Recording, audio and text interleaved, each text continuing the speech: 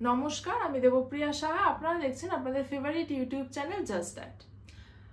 আমরা সবাই জানি যে পুজো সিরিজ চলছে এখন। তো সেক্ষেত্রে আমি আজকে কিন্তু নবমীর দিনটা নিয়ে আলোচনা করব।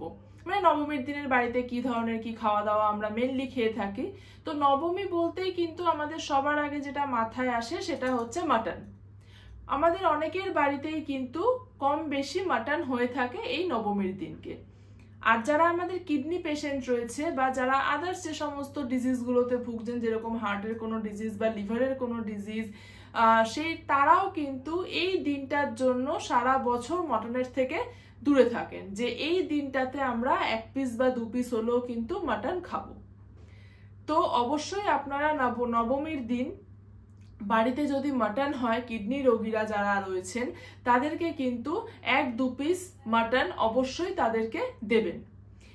কিন্তু এবারে আমরা যেটা আপনাদেরকে জানাবো সেটা হচ্ছে যে মাটনটা আমরা মেনলি কেন অ্যাভয়েড করতে বলি কিডনি রোগীদের। কারণ সেটা একটাই রিজন, মানে মেন হচ্ছে একটাই রিজন, সেটা হচ্ছে পটাশিয়ামের জন্য। কারণ মাটনটা রান্না করার সময়তে প্রচুর পরিমাণে তেল মশলা এই সমস্ত দিয়ে রান্না করা হয়, ঘি দেওয়া হয়, গোটা গরম মশলা ফোড়ন দেওয়া হয় প্রচুর পরিমাণে, এছাড়া মশলার গুঁড়ো প্রচুর পরিমাণে দেওয়া হয়। তাছাড়া কিন্তু মাটন যে কষানো ব্যাপারটা সেটা কিন্তু ঠিকঠাক করে হয় না, আর কাঁচা থেকে গেলে সেটা কিন্তু হেলথের জন্য আরো খারাপ। তো সেই জন্য প্রচুর পরিমাণে মশলা দিয়ে মাটনটাকে রান্না করা হয়ে থাকে। আর যত পরিমাণে মশলার গুঁড়ো পড়বে তত কিন্তু পটাশিয়ামের পরিমাণ সেই খাবারটাতে, সেই ডিশটাতে বাড়তে শুরু করে দেবে। তো পটাশিয়াম কিডনি পেশেন্টের জন্য যথেষ্ট মারাত্মক, সেটা আপনারা সবাই জেনেছেন মোটামুটি এখনো অবধি যা আমি ভিডিও দিয়েছি। তো সেক্ষেত্রে ঠিক এই কারণটার জন্যই কিন্তু আমরা মাটনটাকে অ্যাভয়েড করতে বলি।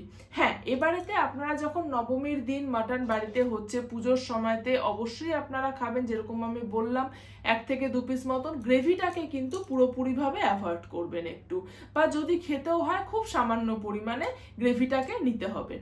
আর মোটামুটি 2 পিস মতন, যদি খুব বেশি হয় 3 থেকে 4 পিস, তার বেশি কিন্তু একদমই নয়। যেহেতু আপনারা এই একটাই দিন মাটন খাচ্ছেন, আর আমরা এটাকে এরকমই এই জন্য অকেশনালি খেতে বলে থাকি, যে যদি কোনো অনুষ্ঠান হলো বা পুজোর কোনো দিন হলো সেখানে আপনারা যাতে মাটনটা খেতে পারেন। কিন্তু যারা কিনা স্টেজ ধরুন একটু অ্যাডভান্স স্টেজে রয়েছেন, যেরকম স্টেজ 4 বা 5, তারা কিন্তু পুজোর আগে অবশ্যই টেস্টগুলো করিয়ে নেবেন যে তাদের পটাশিয়াম কিরকম থাকছে। কারণ অ্যাডভান্স স্টেজে অনেক সময় পটাশিয়ামটা একটু বেশির দিকে থাকতে চায়।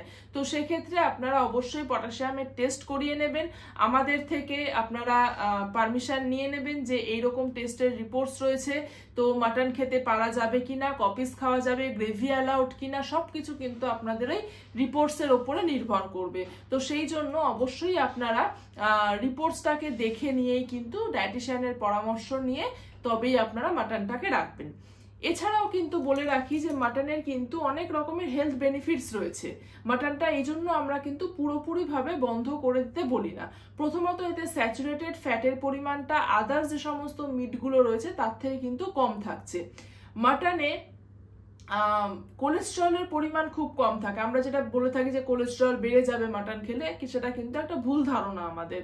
মাটনে কিন্তু কোলেস্টেরলের পরিমাণটা কম থাকে, তো মাটন খেলে কিন্তু কোলেস্টেরলটা বাড়ার কোনো ব্যাপার নেই।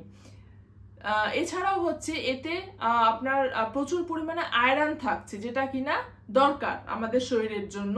এছাড়াও প্রচুর পরিমাণে কনজুগেটেড লিনোলেনিক ফ্যাটি অ্যাসিড থাকছে, যেটা কিনা one type of fatty acid, যেটা আমাদের বডিতে বিভিন্ন রকমের ইনফ্লামেশন গুলোকে প্রিভেন্ট করতে সাহায্য করে থাকে। তো এতগুলো হেলথ বেনিফিটস কিন্তু মাটনের থেকে থাকে। তো সেই জন্যই আমরা এটাকে মাঝে সাঝে অকেশনালি কিন্তু খেতে বলি 1-2 পিস করে।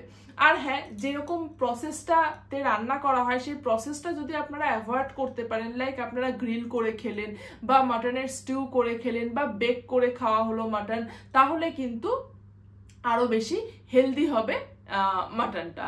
তো দেরি না করে নবমীর দিন অবশ্যই কিডনি পেশেন্টরা মাটন কিন্তু 2-1 পিস মতন আপনারা আপনাদের ডায়েটে রাখতেই পারবেন।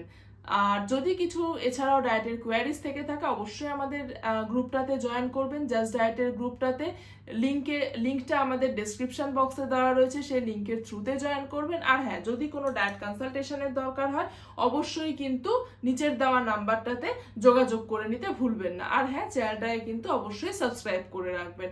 নমস্কার, সুস্থ থাকুন, ভালো থাকুন।